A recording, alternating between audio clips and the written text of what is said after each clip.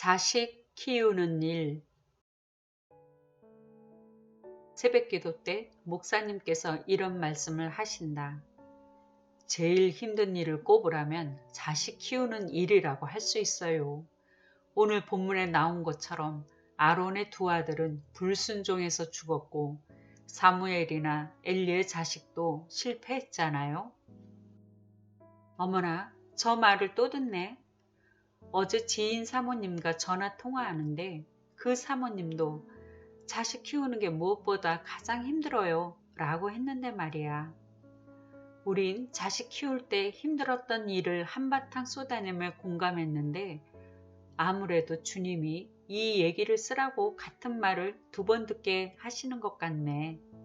결론적으로 말하면 부모가 자식을 위해 할 일이 여러 가지가 있겠으나 그 중에서도 눈물의 기도가 가장 큰 힘이 되지 않을까? 얼마 전에 아들에게서 손녀를 봤다. 먼저 본 외손녀는 4살이 되어 한창 예쁜 짓을 하고 있다.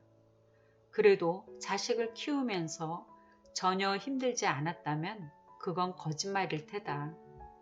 우리 자녀가 태어날 때는 하나님의 디자인이 무엇인지 잘 찾아내어 그 계획대로 키우게 해달라고 기도를 했었다.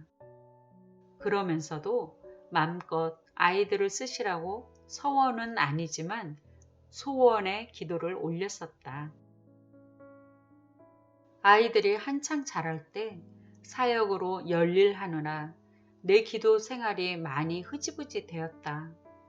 아이들과의 관계에서도 상처를 주고받으며 멀어진 부분이 있었다. 개척교회에 부임하고 아이들이 사춘기가 되었을 때 비로소 아이들을 품을 시간이 얼마 남지 않았다는 것을 깨달았다. 부랴부랴 등교 시각을 다투는 아침 식사 전에 매일 가정예배를 드리기 시작했다.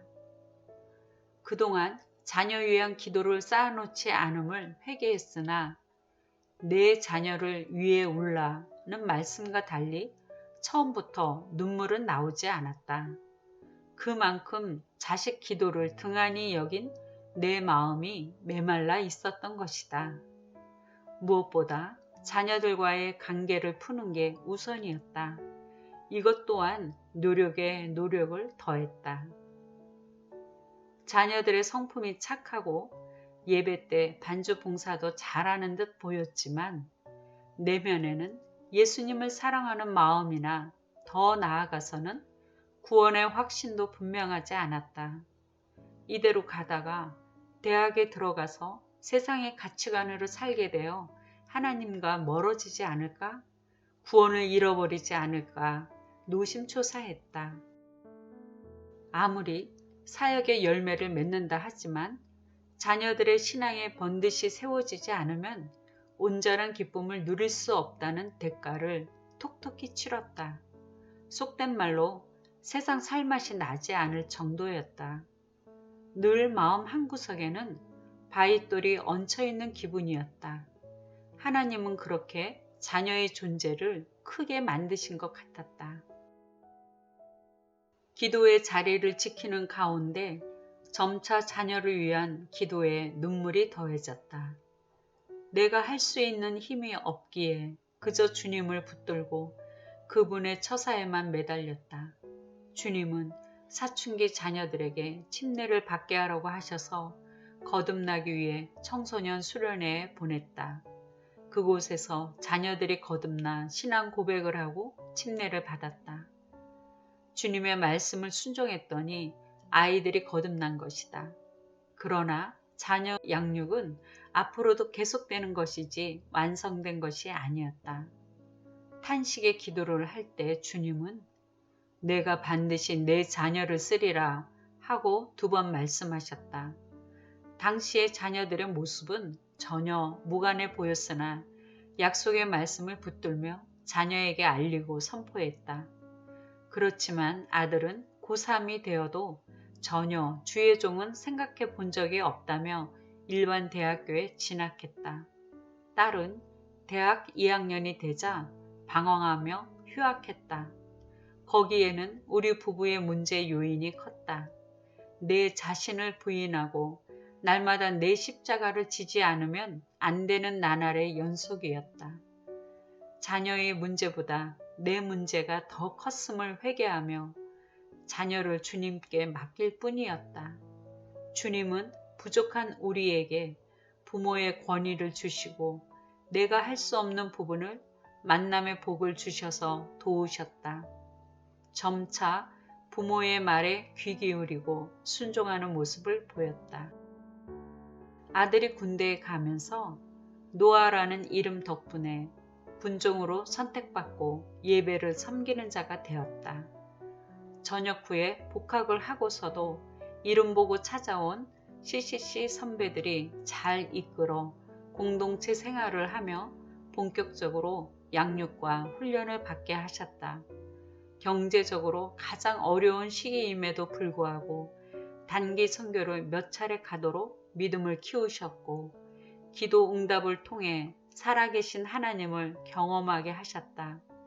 그리고 예수의 이름을 듣지 못한 선교지의 영혼을 보고 주의 종의 부르심을 느껴 결단하게 하셨다. 배우자도 같은 공동체에서 순조롭게 만나게 하셨다. 아들의 인생을 하나하나씩 이끄시는 하나님께 찬양을 드린다. 주님은 딸의 낭망했던 신앙을 회복시키시고 학교에 복학하고 얼마 지나지 않아 같은 신학대학교에서 사돈네를 만나게 하셨다. 그분들은 내가 뒷바라지 못하는 부분을 재학 중과 유치원 근무 때를 지나 지금껏 보살펴 주신다. 딸은 사모로서 영아 유치부 설교자로서 쓰임받고 있다.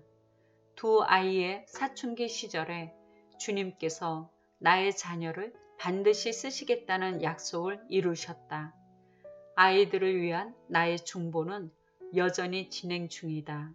그게 부모의 소임이니까. 자식 키우는 일이 가장 힘들다는 말에 공감하지 않을 부모가 몇이나 될까. 빈부, 학력 격차나 그 어떤 여건을 떠나서 자식 농사가 그리 만만치 않음을 우린 알고 있다. 그러나 가장 힘든 일은 반대로 하나님을 더욱 의지하게 만들고 자식과 더불어 나도 같이 성장하는 복된 시간이 되기도 한다. 예수께서 돌이켜 그들을 향하여 이르시되 예루살렘의 딸들아 나를 위하여 울지 말고 너희와 너희 자녀를 위하여 울라. 누가복음 23장 28절.